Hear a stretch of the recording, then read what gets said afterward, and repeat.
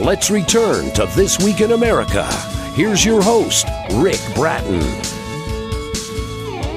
Welcome back, everybody. This Week in America. Check us out online, thisweekinamerica.us. One of our favorite and most popular guests, Robert Maxxim, back with us to share his incredible journey through several lifetimes as far back as 1,000,000 years, his blunders, triumphs, many worlds and places where these amazing experiences took place.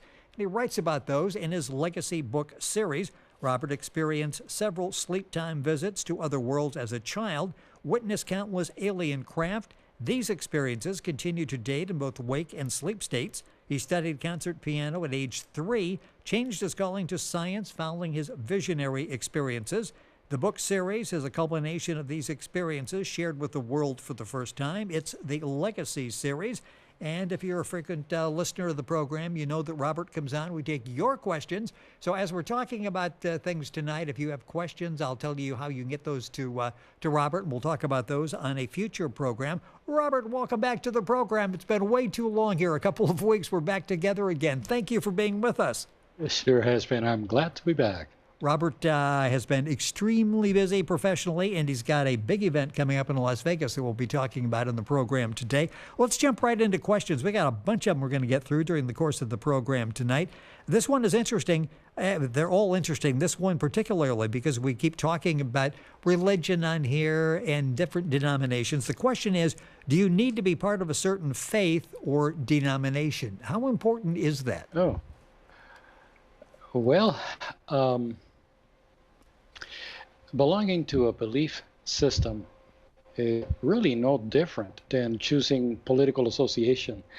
It means division. It means seeking personal benefit and conforming to ideas and leadership that you really can't change. You can't do anything about those ideals. They are what they are. So I don't recommend doing it. God wants unity and tolerance. Coexistence, not division. None of these beliefs actually use originals or even admit author errors, but ask any of them if they have the only truth. They will all say, I. So how is that possible or godly? No one, no book, or no interpretation is truth. The only truth is God. Man invented religion, which basically means groupthink different than the other guy. That's really what it means. So bottom line is, it's a clique. A belief system is a clique. That's not what God had in mind. When we stop siding with specialized faiths and politics, that's when there will be peace and love on earth, but not before. Show people how to live, as Jesus once said in Matthew 29:18. Don't go out making divisions or separate beliefs. Try to coexist. Try to give instead of receive. It's an interesting answer, and you are very knowledgeable in I'm going to refer to it as scripture, very knowledgeable. But you're saying you really don't need to be part of a tribe, of a group of people to do that. This obviously is something you've done and follow on your own. I support everyone. I support every belief. I encourage people who are in a specific belief system to become more and more of what they are, but always do the research. Always verify. And when you start verifying and you begin to see that what you got into is probably not a good idea, theologically. Okay. And if we follow Jesus's guidelines, we should not be segregating ourselves into belief systems. We should be tolerant of what anybody understands or believes. We should not try to stop belief systems. But we should exercise caution that we should not be supporting one belief and not another. That's taking sides. We should support all of them. And whatever people decide to give into, and that's That's fine. We should not prohibit it. But for those who really want unity and peace, we should not be picking one. Robert Maxxim, our guest on This Week in America, coming to us via Skype. So if you're watching the video version of this, you'll see a glitch every now and then. It's Skype sometimes works very well, sometimes not quite so well. So we're using Skype so we can do the video version of the program. Information available at his website. In fact, you can submit questions at our website, thisweekinamerica.us, in the comments, or you can go to Robert's website, rgaetan, GAETAN.com, and submit your question. Next one, can exorcism be used to remove the negative effects of our past lives? Not recommended, no. You see, past life negations bring about obsessions, and removing them, one must objectify what these obsessions or negative experiences are. We need to learn from them and do something positive during the experience. Exorcism is what I would call a type of scare tactic. And after a while, you will notice that the obsession comes right back after it finished being scared. So yes, self-objectivity is a permanent thing. Unlike exorcism. This is one of the things that I'm going to be covering in that lecture that I'm going to give in Vegas on October 20th. I'm going to explain how all of this works. And if anybody is interested in attending that session, I do have RSVP information on the front page of my website. It's going to be a bilingual 4-hour presentation. If people can't make it, it will be video recorded, so I will have those videos available on my website. One caveat about that meeting, I'm not getting paid for it. I don't want any remuneration of any kind, and I am just charging for the cost of the rental place. So this is going to be an innovative presentation where it will be different from others, where I will not be seeking any type of funding whatsoever. And it's interesting because I understand that space is going rapidly, so I would suggest you look into this. It's October 20th in Las Vegas. A number, and I'll do this several times during the program, you can call for information to 702-239-4308. That's 702-239-4308. Mentioned this several times in the program. All of that is on the front page of Robert's website, rgaetan, GAETAN.com, to get all the information. And I'm looking forward to getting a report and to watch the video and to see. It's got to be exciting times out there. We're taking listener questions, trying to get caught up on those. We've got many more to get through, hopefully during the program tonight, most of them, and we'd love to have your questions. So please submit it by going to either of our websites and doing that. The next question is, who is Dr. Norman, a gentleman we've mentioned numerous times on the program, and is he a true prophet? Dr. Norman is one of those individuals that I most love because of all that he did and stands for. In Hebrew, the word nabi, or prophet, means messenger. So Dr. Norman was a nabi, or a messenger for the higher spiritual worlds, and as good or as true as it can get. Very clear, very precise, and what he said back in the 50s is now being proven. At unariansunited.com, you will find an extensive write-up on his lifetime and his achievements. Reading about who he was and what he achieved, even as a child, is just outstanding. And you will find that at the website, unariansunited.com. All of the websites we're mentioning, by the way, we'll have with Robert's information on our website, thisweekinamerica.us. You can link on directly to all of that information. Question from a listener: do all humans have eternal lives or just the chosen ones? Everyone does, but only if they so wanted. So, yes, all humans have eternal lives, but it's up to you to cash in on it. Interesting. So it's there. It's basically how do we get eternal life? How do we take advantage of that? Well, being progressively minded spiritually is the ticket to eternity. If you go back the other way, you eventually de-evolve and you absorb yourself into the infinite, and then you have to start all over again. So it pays to be progressive, and to be progressive, you have to be objective and deadly honest with yourself, and always seek kindness and truth. That's the ticket. Robert Maxxim is our guest on This Week in America. Information available at the website thisweekinamerica.us. Taking listener questions tonight. This may be a strange question, but I'm curious. This is from the next question here. A man from my hometown recently died in a house fire. He was a very bad person. Is it possible that the way he died was a form of hell on earth? Oh, yeah, I think I understand. From the perspective of the event and the person being self-destined, yes, because we reap what we sow. Now, we must understand that we make our own hell down here.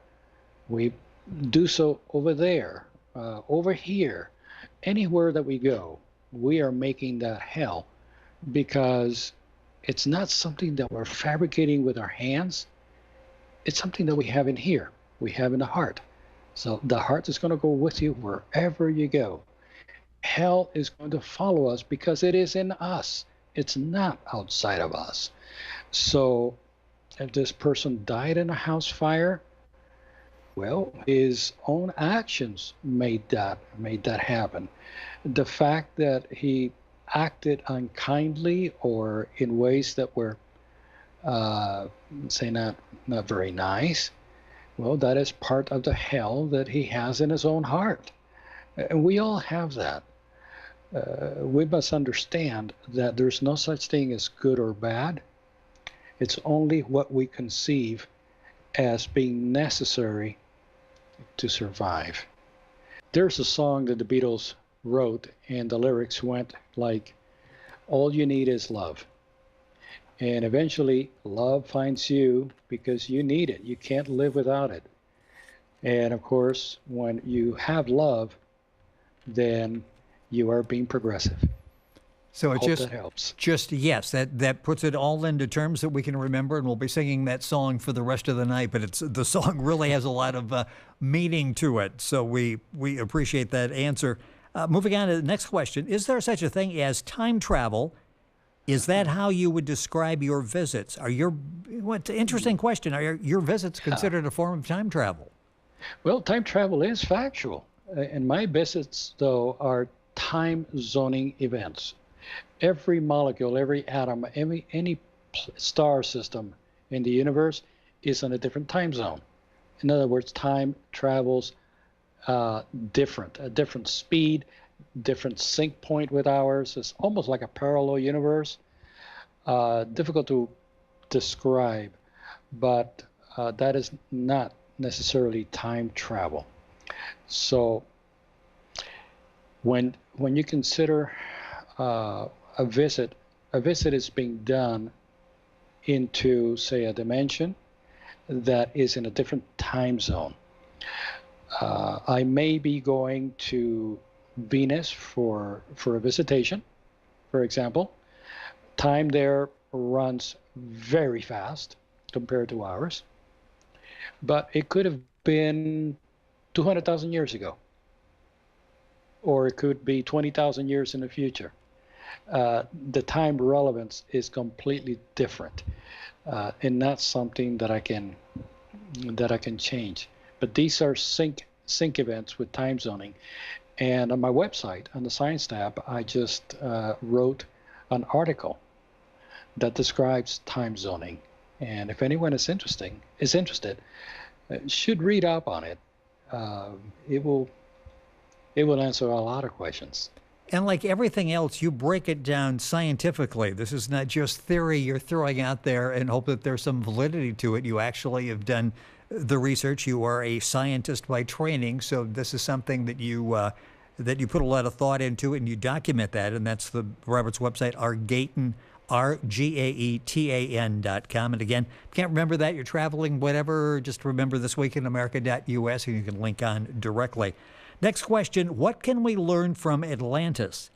Self-destructive human behavior is rampant. Mm-hmm. Does that concern you? We all repeat history almost 10 times a second from what I can see in myself, urged by negative forces, not only ours, but external, that are trying to make a historical rogue wave, assume power, induce pleasure, etc. People will be destructive until they realize and learn not to divide themselves into factions like animals for personal benefit, or even force their agendas or beliefs on others. We have to learn to leave people alone and worry about ourselves, our own progression. This is what sunk Atlantis. I can lead better, because really what I want to be the leader, but I'm not saying that. I just want to say that I can lead better. My way of doing things is better than the other guys. Or really what I don't want to say is that I want praise for thinking different. But you see, this is how we always think. We think we're trying to do somebody a favor or do something better for somebody, but the reason behind it is not very nice at all. We have to remember universal law. And from the last program, I remember saying that everything for everyone else, nothing for me, and serve the elements. If we keep that in mind, the next time that we want to usurp or stick out in a crowd for our own sake, we have to remember those three little phrases. Everything for everyone else, nothing for me, and serve the elements. If we do that, our present world will not sink like Atlantis. But we have that opportunity before us, and that is perhaps the strongest message that I can give today. And I really appreciate the listener for bringing this up. This is extremely important. Robert Maxxim, our guest. The information we talk about, you'll find a lot of it at his website, Argaetan, Gaetan, Argaetan.com. Information also at unariansunited.com. As I keep mentioning, you can link on directly from our website. Also, we talk about the Legacy series. We'll get back to that. This is just a fascinating series. You can get information at Robert's website. You can look at the Legacy series on Amazon and get all the information. We'll talk about that throughout the course of the program, but that's what got us connected, starting to talk about the Legacy series, and ended up taking quite a few of your questions on every program, because as Robert talks, you have questions, and we go back to questions now. Is your instinct actually your past lives speaking to you? Yes. However, our higher self instinct, or the inner voice, is in there as well. But only if we would only listen to it. For the most part, we just listen to our lower self, our lower desires, our instinct to be number one and to forget about everyone else, which is against universal law, like I just mentioned. So, yes, and the past lives is stuff that we've been learning. It's survival instincts. So we need to get over that. We need to start upgrading what we have in our soul and replace it with something a little bit more progressive. Interesting answer. And again, all of this, you'll find scientific, a lot of great stuff at Robert's website. Question, if reincarnation is real, who am I? What is my core essence? Just based on my experiences in this life, or a compilation of all my past lives? Got a bunch of them. That's a loaded question. Got a bunch of them in there. Yeah, got a bunch of them. That's a good one. He got his money's worth with commas in that. He got a big question. Boy. He got a big question there. Now you answer it. Take it on. You got 30 seconds or less. See if you can answer that. Oh my, here we go. Well, I guess I can say that we're all a combination of all that we have adopted through countless lives. So our essence is how we express our experiences that we collected. Now, it's an important point here that consciousness is our soul's eyes. It's the decision maker down here. And it's sent to instruct our lower nature that we built down here. In your soul, you have various conscious levels like mental floors, right? Like a stack of pancakes. Okay. Or states. Most of these levels you experience during death. When you suddenly have an idea, for example, that came from another conscious level. A change of mood, awareness of inner guidance. These are some of these other levels I refer to. And regarding death, when you die, you feel this feeling of freedom, of clarity. That's another conscious level. When you go through the tunnel of light, you are in another conscious level. These are all parts of you. These are you coexisting within the same soul at the same time. Yeah, you have to read that science write-up so you can understand this. But if you can imagine a multi-floor building with an elevator, the elevator is your present consciousness. Each of the floors is a different part of you that you have built over time with different levels of intelligence. So all the way to the higher self, which is the highest floor, all the way down to the basement, which is your lower self. And the consciousness that you have now was instructed in a higher conscious level between lives. It was sent down here to act as a tutor for your lower self. So you could progress it upwards. But what happens is that we all fall into the trick. That lower self does not want to be taught. It wants to teach you. It doesn't want to change. Right. So this is the trap that we fall into. I know I said this very fast, and it was more than 30 seconds, my bad. But I think that explains how this compilation of lives. Don't forget, you're not just collecting information from your past lives. You are collecting information in these other conscious levels that you're working with. You're working with ideas, you're working with moods, you're working between lives in these different conscious levels. You're building those conscious levels too, just as you're the lower self. And guess what happens? When you progress your lower self up, guess what? These pancake levels that were above it, they are now going to be a lower self to you as your consciousness goes up and down. So as this building begins to get shorter and shorter and shorter, and you have fewer and fewer conscious levels, and you're building to try to join with this higher self, each of these layers is now beneath you. You're having to instruct them until you eventually combine with your higher self. You're now joined. And now what happens? You start a whole new building mission in another dimension. And this goes on and on. This is spiritual evolution. Don't think that when you finally join with your higher self that you've made it. You've only just begun to live. There's another.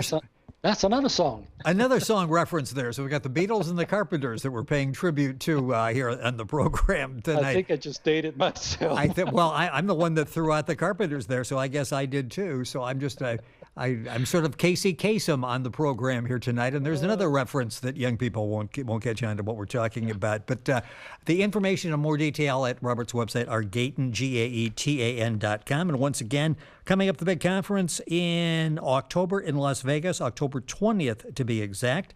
4 hours, space going quickly. The number to call for information, 702-239-4308. I'll mention that again several more times in the program if you want to jot that down. And all of this at Robert's website. All the information is there. So we'll keep you posted on that. Back to the questions. Can a soul that was once in an animal or plant work up and be reborn as a human? Does it also work the other way? A human can be reborn in another form. Yes, and that's a conditional yes. Hmm. Souls evolve up the ladder into sentience. In the cosmos, there are humans. We've heard the stories. There's reptilians, there's insectoids, aqualoids, even plantoid forms that became sentient over time. Now, going back the other way would mean de-evolving, right? Or growing dumber and dumber. But it did it did happen to us at one time.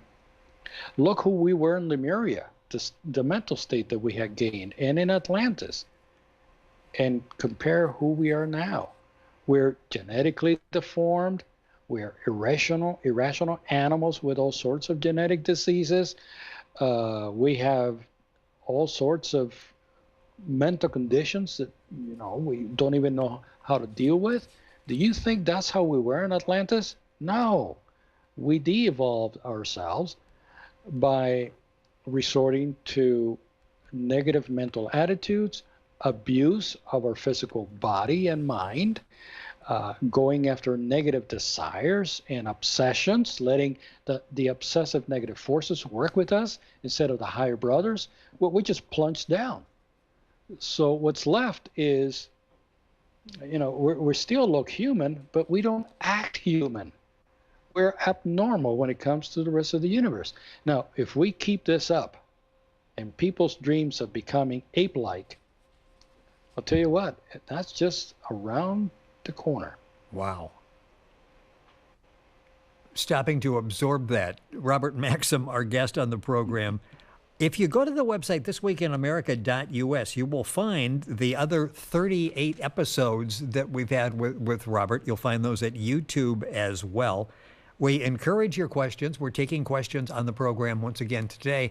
Encourage yours. If you go to the website thisweekinamerica.us, you'll find a comment section. That's where most of the questions come in from. Just send those to us, and I will pass those along to Robert. We will eventually get to them. You go to Robert's website and do the same thing, rgaetan, GAETAN.com. I will tell you, if you're going to choose between the two websites, his is much more interesting and science-based than ours is, so you'll have a lot more fun if you read his website.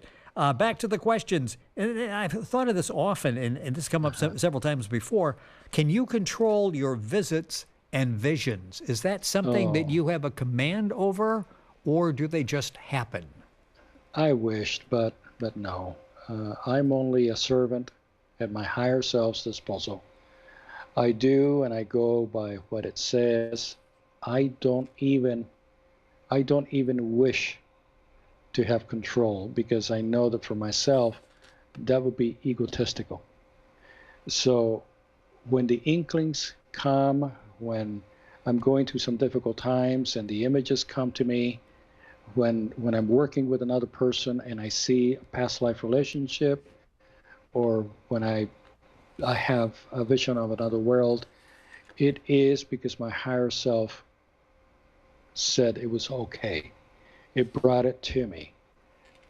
If I try to reach out for it, then I'm going to be digging up wrong information. And I hate to say this, but that's the way that a lot of people approach this field. They're forcing it. So, what they see is not very reliable. So they're trying to find something and they're forcing it. You're saying the best way is it will come to you. You don't have to go looking for it. It will come to you. That's right. You have to have the preparation, and the preparation requires knowledge of what you are and what you want. Without that, you're going to be digging up at straws. Do you think that we get signals, messages often, I shouldn't say often, let's say from time to time, and because we're not tuned into that, we don't really understand that we are getting some guidance? That is correct. We're seeing past lives all the time, but we're thinking about what my friend said last night really upset me, and this driver ahead of me is going too slow, And gosh, I got to be at work tomorrow early, and I got to pay my bills. This TV show's coming up. I want to see that TV show. How are we ever going to listen? We're not listening.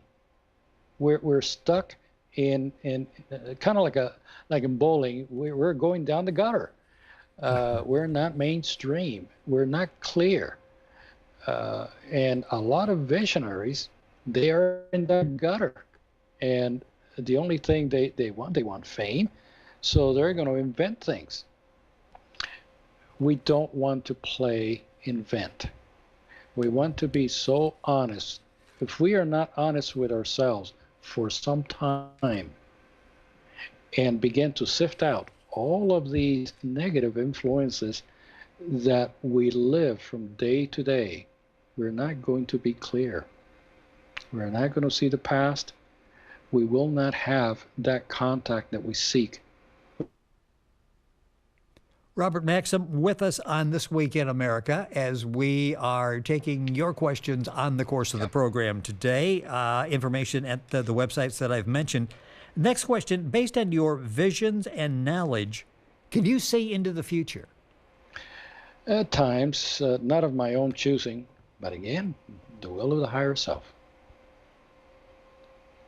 Interesting.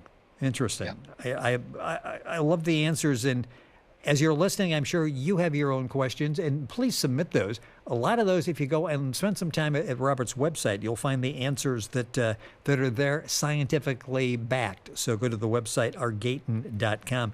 Is it difficult to interact with aliens? When you interact with aliens, talk about that experience. Is it difficult?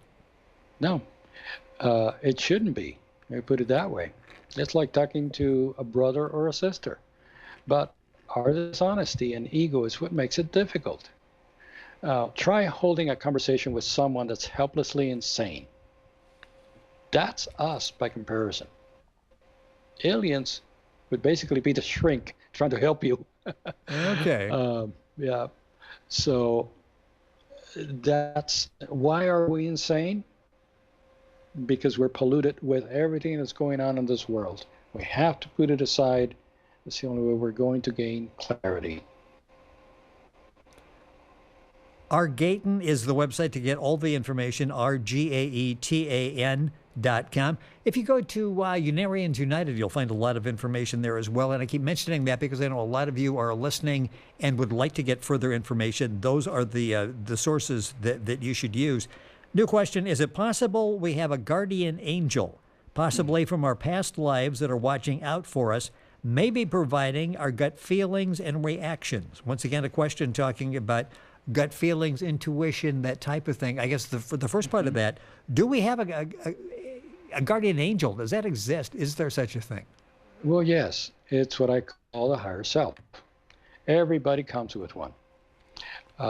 But it is countless conscious levels between here and it. There's also a celestial brotherhood that's working in concert with us as advisors. And the question before we asked, is it difficult to interact with aliens? Well, don't think of assistance as some sort of some physical person from another planet. Think also spiritual beings from celestial dimensions as well. You're listening to This Week in America online, thisweekinamerica.us, all the information there on the programs. Is there a difference between a vision and a visit? Oh, yeah. A vision is a receptive state of mind that receives information from a mind force, which could be your own higher self. A visit is an extension of your consciousness into another conscious level, environment, or world, whether it be higher or lower. And sometimes that consciousness can be so different from the one you presently have that you would be in a state where you really cannot even remember what you saw because it is so foreign to you. That's how high that conscious level is. That's happened to me many times. And I've had to, when that's happened, I've had to be aware that I am at a very high conscious level, and I really have to concentrate to make sure that I latch on to that conscious level, clarify myself, objectify myself, and really sync with it. Robert Maxxim, our guest on the program, his website, ourgaten.com. And we'd love to have your questions. You can submit those by going to our website or to Robert's website. Next question. To the best of my knowledge, I've never had a vision. Is it possible I still may, or is it too late? Well, let me ask this. Rick, have you ever had an idea? Occasionally, yes. Okay. That was a vision. That was a vision. If we don't know that, we'll never be in a mental ready state to be receptive. This is very natural, but as you can see, our awareness is in limbo or in disbelief half the time, not understanding how this works. And that's why it appears that it doesn't happen. But it is the norm. So we tend to think of a vision as some big theatrical event where we have thunder, lightning, strobe lights, that type of thing. And you're saying if we have an idea, that's very possible a vision. It is. It is. Even if you even seek in the Bible, it even explains it that way. Read the book of Ecclesiastes. It's very clear about that, especially chapter 13. Interesting. So for those of us that think, I never have a vision, everybody else has a vision, I don't have a vision, chances are we've had a number of them during the course of the day. Every idea, I guess, would be a vision. That's right. Inkling, sense of danger. I mean, even dreams can be visions. Everything. We just don't know that it is, so we don't pay attention. That is fascinating. So basically, I am a visionary. I would fall in that category. We all are. No exceptions. Okay, I've never been called a visionary before, but that's a fascinating explanation for those. And we have a form of that question we've had several times, like almost feeling left out because I'm not getting visions. Chances are you've had a number of them during the course of the day. Next question, see if I get these pronunciations right. We are learning that the Cassini spacecraft found building blocks of life on Saturn's moon Enceladus. Do you believe that is possibly evidence of life there? Oh, sure. I have no doubt. I've been following that very closely. The probe's findings are indisputable. It's a salty ocean. It is believed that thermal ocean vents are providing the catalyst for life. The probe literally flew through a water jet coming off the moon, and it picked up hydrocarbons and all kinds of stuff. That's how it tasted the water and found out what it had. But don't stop there. Titan, Europa, Ganymede, they are all positive life candidates. Even Io. So yes, it is. Right now, they don't want to say it's confirmed. They want to be very careful. But you have hydrocarbons, and you have salt, and you have heat. And you have the science tab on your website. You give us a little bit of the background. You worked with NASA, as I recall, for a while. I worked for NASA. I was part of the Mariner and the Voyager missions to Mars and beyond. I was in mission control in Pasadena for NASA, helping to collect the sample pictures coming across our Sigma 7 systems and then being put to tape. I was also involved in running the imaging laboratory where we were making mock-ups, three-dimensional mock-ups of Mars, for example. But this one day, we had these set of pictures that came from Saturn. So the probe was on top of Saturn, looking down on the rings. Guess what we saw in the rings? These 10,000-mile wide letters appearing on the rings. They were not shadows. They were letters. And how we knew they were letters is because the letters changed with each picture. And the letters were repeatable.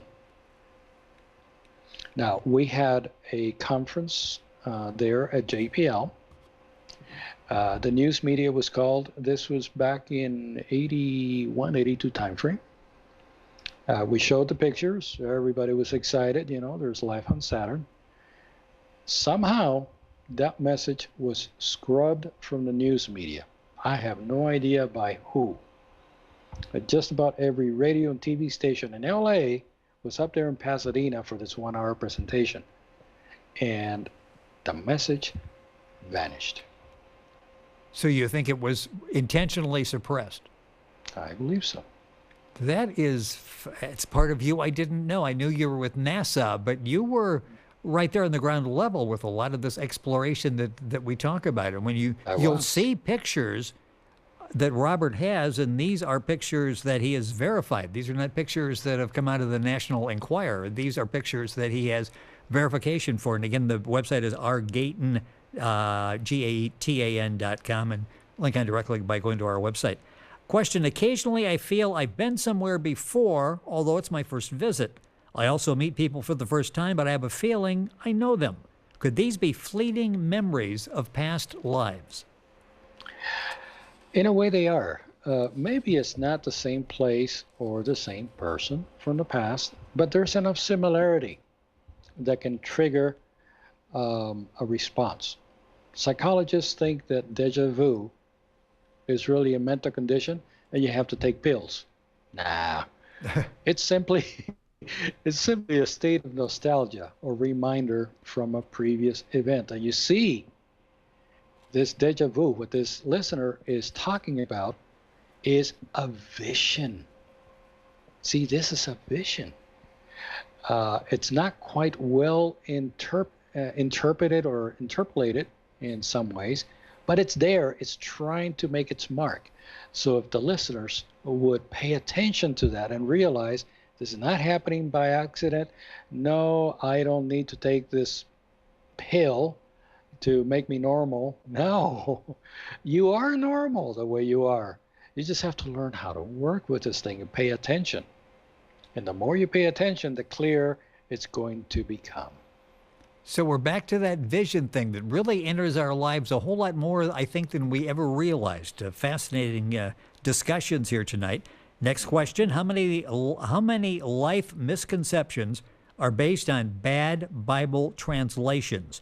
What are some of the most common? And we've talked before about the different translations out there, and I forget the number you put on that, but there's like, thousands, if not hundreds of thousands of different translations out there, each one putting a little different spin in a different area.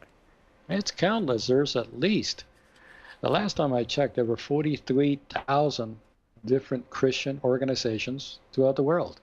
Not churches, belief systems. 43,000. And I think this is the place where the belief police is going to knock on my door and take me away. That's right. If we hear somebody at the door during the program, they're coming for Robert, and he may not be back with us for legacy number 40. Well, the New Testament, this may come as a shock. The New Testament, from the book of Acts going forward,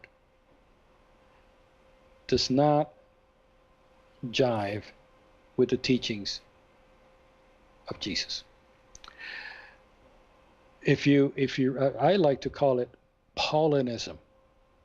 Paul the disciple, Paulinism. Okay. Because he basically wrote most of the stuff. And what he has to say, what he recommends, Jesus never said those things. He was in the Jewish priesthood. He was renowned for his tough stance on the law. And what he's putting in there is a lot of his own beliefs. It's not necessarily that he was inspired by God. I mean, just compare the two. There's just no comparison. And some of the books that are attributed to Paul are not even his. And now, I'll give you an example. The word palingenesia is translated in modern times as regeneration. Palingenesia is used by Jesus and is used by Titus, chapter 3, verse 5. You can look it up. It says regeneration, but you know what it really means? It's the Greek reserved word for reincarnation. There's an endless list of teachings that are changed because people in the religious field did word replacements and simplifications. Word replacements because the subject did not go along with the belief, so I better use a different word. Okay, now it jives with my belief. Simplifications because, well, if I simplify it, people will be able to, people don't need that much information. They just need the basics. That way they don't ask that many questions. Crowd control. You know, it's sad to see that. So yes, there's tons of changes. But when you read the original Greek, not the present day, once you do that, I guarantee you, you will not ever read another translation ever again. Fascinating answer, and Robert has tackled this a number of times, and that's all in the archives that we have at the website thisweekinamerica.us. Question: how many I read that. Can we reincarnate on another world or just this one? Is it possible for beings of other worlds to reincarnate here? Yes to both. But a word of caution. For us to live elsewhere, we have to be as they are. For brothers to incarnate where they must have a mission, that is key.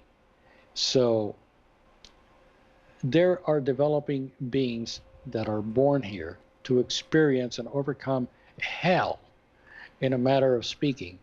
Others, like I mentioned, the brothers incarnating with a mission, they have incarnated here. I'll give you some names. How about Galileo, Descartes? Modern times, let's even consider Einstein.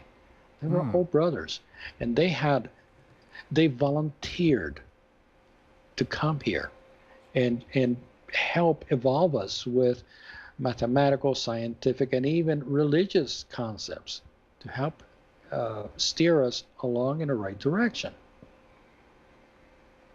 Robert Gayton, our guest on the program, fascinating. I keep saying that because they all are. It sort of takes a second after an answer to let it all sink in. That's why you should get the recording of this, and you can go back and play it and listen to it several times to make sure you get the full impact of the answer. Question: why were you chosen for visits and visions? Are there responsibilities expected of you? Well, I volunteered to do so before being born as part of my personal development. So I have a stake in this, and I have to do it right. And yes, responsibility-wise, my plate is full. I have to be super honest. I have to be very careful with what I divulge and when and to who. Extra clear with what I say. At least I try. I cannot invent or make things up just because I want to, without evidence. I must also do so selflessly. Robert Gayton with us Overcome or to share, this is critical. We had just a glitch there. Robert Gayton with us on This Week in America, coming to us on the program via Skype. This is program number 39 that we've done. So this has become a thing that we've got here with all of the questions, and we'll keep doing them until we get all the way through them. Time for a couple more on the extended version of the program today. You often talk about our higher self. What exactly is that? Well, it is the highest, most spiritually developed level of consciousness in our soul. What you are attempting to convert your lowest nature into by a process of reincarnation. It is your advisor, your guardian, your inspiration, your angel, and what Jesus called the Father or the kingdom within. Your life is to become as one with it someday. And as I explained a couple of questions before, you have this building, you're evolving, you're taking all of these floors in this building, life after life, escalating them up, until you get to the top floor of that building. That's your higher self. You become one. All of those consciousnesses become one with a higher self, and now you're set to take off again, another dimensional building, and start evolution from that point up now. So evolution is endless. Infinity is just that. Infinite, no end. Time for another question or two here. This sort of what you were talking about before when you were working with NASA. Does the government have pictures and information proving life on other planets they are not showing us? Oh, I love this listener. Listener, please send me an email. I want to talk to you. The answer is absolutely. If you go to my website, you will see them. The pictures on my site were taken by NASA, not somebody with a cheap old Polaroid camera out in their bedroom. Nuh-uh, by NASA. And it's proof positive. You see trees, you see animals, you see spacecraft, Moon, Mars, Saturn. I show these in the evidence tab on my website. Please have a look. They're remarkable. Why would they want to suppress that, a word that I'd used before when we were talking about that, for fear of what the reaction would be? Well, I'll tell you what, if you make that the first question for the next time, give me half an hour to answer it. Okay, we'll start off with that one, the next one. Let's slide one more in. We'll come back and start off the show. I'll keep people waiting on that one. Why are they suppressing this information? We'll end up with this one. How often are you contacted? Is there any schedule, regularity? Well, let me put it this way. If we are not constantly being contacted, we're doing something wrong. Your higher self must be in constant contact with you. Let me flip that around. We should be in constant contact with our higher self. In other words, always. By other beings, like from Mars or some other planet, physical, well, it is by their choosing that you will have a contact, and it varies. At times, it goes on for weeks. At others, less than a second. But I strive not to be necessarily bothering beings of other planets. They have their own life. They have their own evolution and things to overcome. I don't try to bother them. I don't try to say, well, would you come down? I want to see your spacecraft, so that I'm convinced that, yes, I am in contact and you're listening to me and I'm not just dreaming this. We have to leave those beings alone. They will contact us when it's our time. But when it comes to the higher spiritual beings and the higher self, we have to have that constant contact. That is more important to have than any contact with any other being on any other planet, because the higher self is your future and your lifeline. These beings from other planets are not. They are just your friends, your brothers. They're not there to help you make the jump to another world. We have covered so much ground on tonight's program. If you missed it, you can pick it up by going to our website, thisweekinamerica.us. This basically will be labeled as Legacy 39 in the podcast section. You'll be able to listen or download the program. Go to YouTube, again, our channel, and you can get to it by going to our website, thisweekinamerica.us. You'll see the video there. You'll be able to watch past videos as well. Questions you can submit to thisweekinamerica.us in comments, or you can do it at Robert's website, which is rgaetan, GAETAN.com. And we mentioned coming up October 20th in Las Vegas. That will be the conference there. Information on Robert's website, a number to call for information, is 702-239-4308. 702-239-4308. Robert, as always, just a really interesting program tonight. Thank you so much for being with us. Good luck on the event in Las Vegas. I'm sure the place will be packed. A lot of great information. Anxious to get more information on that. Thank you for being with us once again. Oh, my pleasure. Let's do it again. And we will do that. We will invite your questions, and you can do that by contacting either Robert or myself, thisweekinamerica.us, and we'll get your question on the next program. You're listening to This Week in America online, thisweekinamerica.us. This Week in America is online. You can visit our website, thisweekinamerica.us. Scott Pinkerton, Associate Producer of This Week in America. Jay Anderson, Segment Producer. Ben Watson, Webmaster. Otto Bechet, Director of Engineering and TV Production. This Week in America produced and is a trademark of Blue Funk Broadcasting, LLC. For information on all of our guests and to listen to this week's show, our website again at thisweekinamerica.us. And I'm Sean Bratton, Executive Producer of This Week in America.